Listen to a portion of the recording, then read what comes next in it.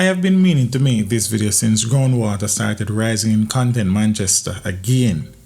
Please note my use of the word again, as this is not the first time it has happened, and there is nothing sinister going on, as some people are trying to make you believe.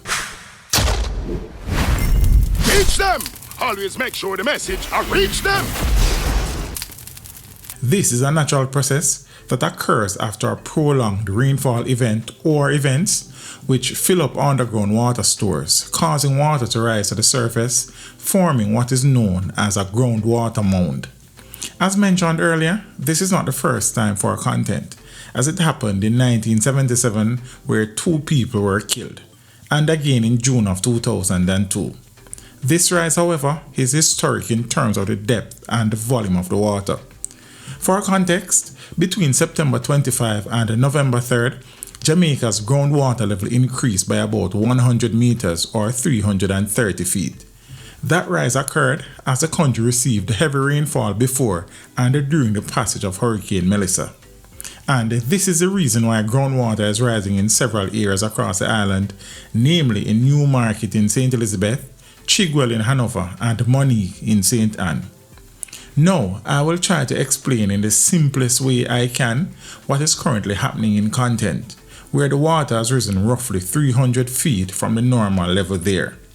This explanation will be purely from a geographical perspective and not hearsay or folklore. Let's start with the fact that Jamaica is made up predominantly of limestone rocks. These are permeable rocks, meaning they allow water to pass through. Limestone is permeable in 2 ways. It is either porous, meaning it has pores or spaces between individual grains through which water can pass, or it is pervious, having joints or cracks along which water moves. Now, when it rains, water enters the soil in a process called infiltration. The water then moves down through the soil in a process called percolation. Eventually, the water will meet a layer of rock that it cannot pass through. That is an impermeable rock layer. As a result, the water will then flow through the soil or rock in a process called ground flow or through flow. Some of this water also becomes stored in aquifers, which by definition are layers of underground rock, sand, or gravel that can hold and transmit groundwater. It should be noted that there are several caves, caverns, and conduits beneath the lands in the content area. Generally speaking, there are areas under the ground that are permanently saturated. The upper level of these zones is called the water table, which rises and falls with the shape of the land and varies seasonally with the amount of rainfall.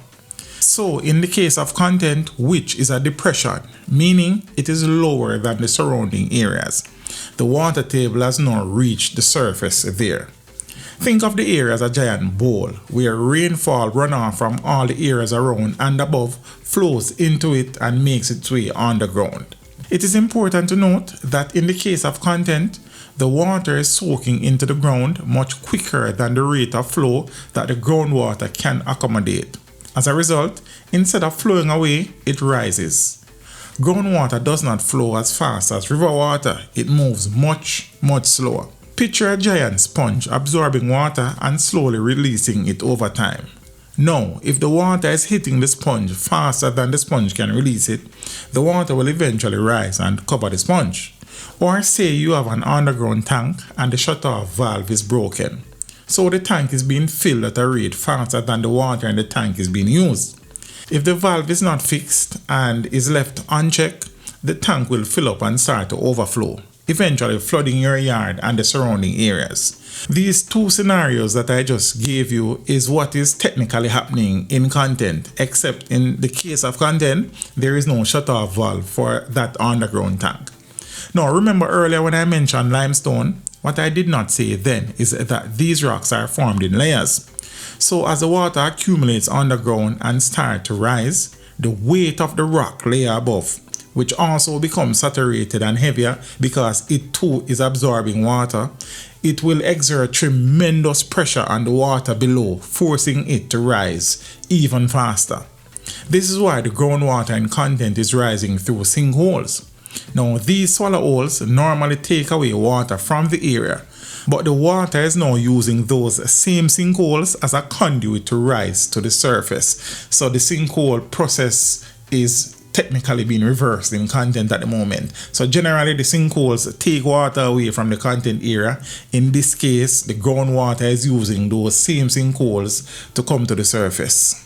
It should also be noted that as the groundwater rises, the weight of the water on the surface is also increasing pressure on the aquifer below, causing more water to be pushed upwards. Since the rise started, water has risen nearly a foot per day. How much more it will rise is highly dependent on whether or not the area and its environs get any rainfall in the coming weeks, and also how fast the water that has already risen runs off. The water will need to balance out before eventually receding.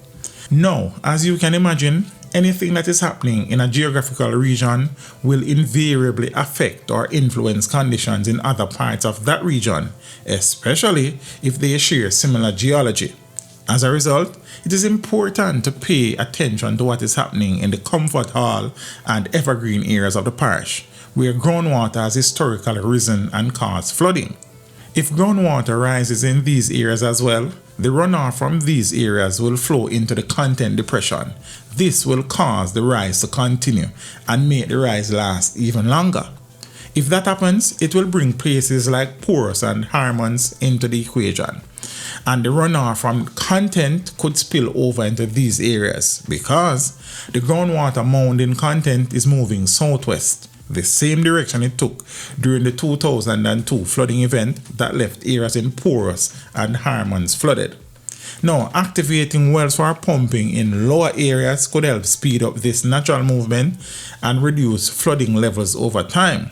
But aside from that, there is not much else that can be done to remedy this unfortunate situation. Well, in my opinion, anyways. Again, this is a naturally occurring process.